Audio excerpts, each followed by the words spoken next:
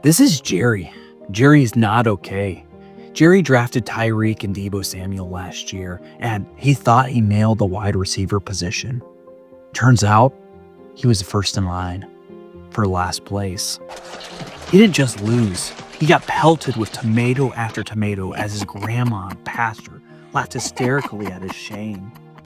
Church leagues can be brutal. Don't be like Jerry and draft these 6 league-winning wide receivers. Let's dive in. People expected Marvin Harrison Jr. to come in like Thanos last year, snapping half of the DBs out of existence.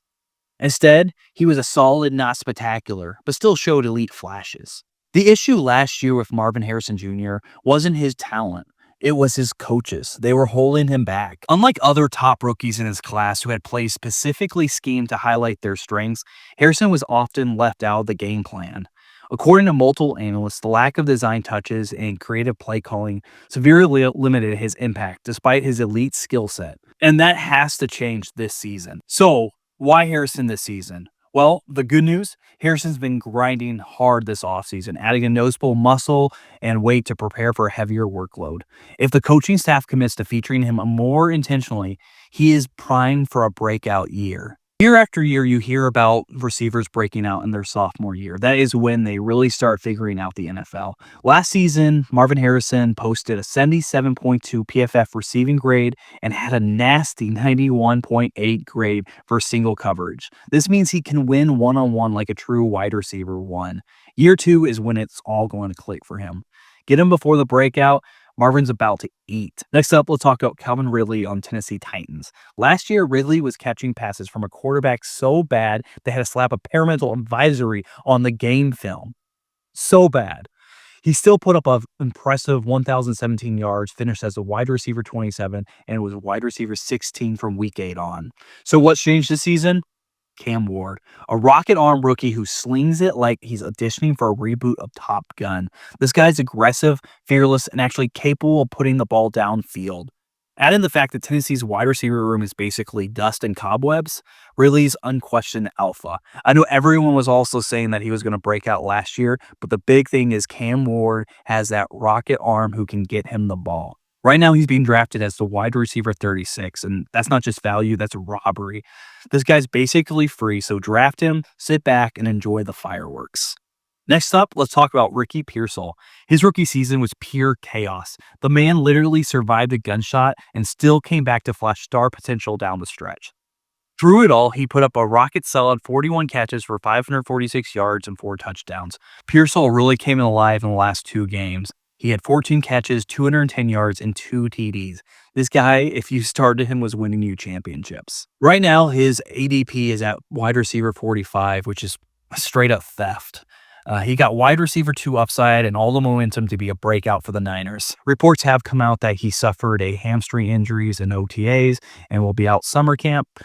Most likely, that just means his ADP will drop and you'll be able to buy him even cheaper. Overall, I'm not too concerned about this injury. We're still months away from the actual season, so there's plenty of time for him to recover, get healthy, and this might actually be helpful because his ADP will probably drop due to this injury. Some guys just quietly get the job done every single year, and that's DeVonta Smith. He runs smooth routes, vice grip hands, and he's consistent. He's the ideal wide receiver too. And you know what? He might not stay in his lane much longer. 2024 was DeVonta Smith's best season yet. He recorded 92 catches, 1,248 yards, 7 touchdowns, and an elite 83.5 PFF receiving grade. He was clutch down the stretch and certified problem for defenses all year long. He's not always the flashiest guy, but when December hits, he's helping carrying your team through the fantasy playoffs, and you'll remember why you drafted him. Here's my take. I'm projecting DeVonta to jump A.J. Brown this year as the Eagles' true wide receiver 1. He's earned it. The numbers are trending that way. Get him now before the rest of the league catches on.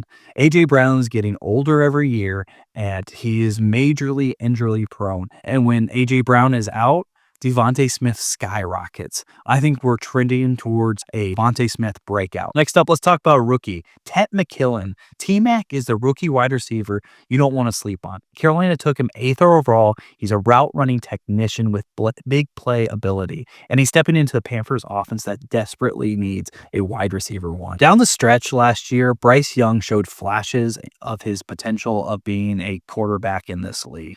If Bryce Young is able to take a third-year leap, then McMillan is going to be his go-to. Currently, ADP has him outside the top 30, and that's just disrespectful. This man's got wide receiver 2 floor with wide receiver 1 ceiling, and any other team drafted him besides the Panthers, he would be going way earlier in drafts like Marvin Harrison Jr. or Jamar Chase his rookie season. Darnell Mooney might be the most slept on name in fantasy football this year.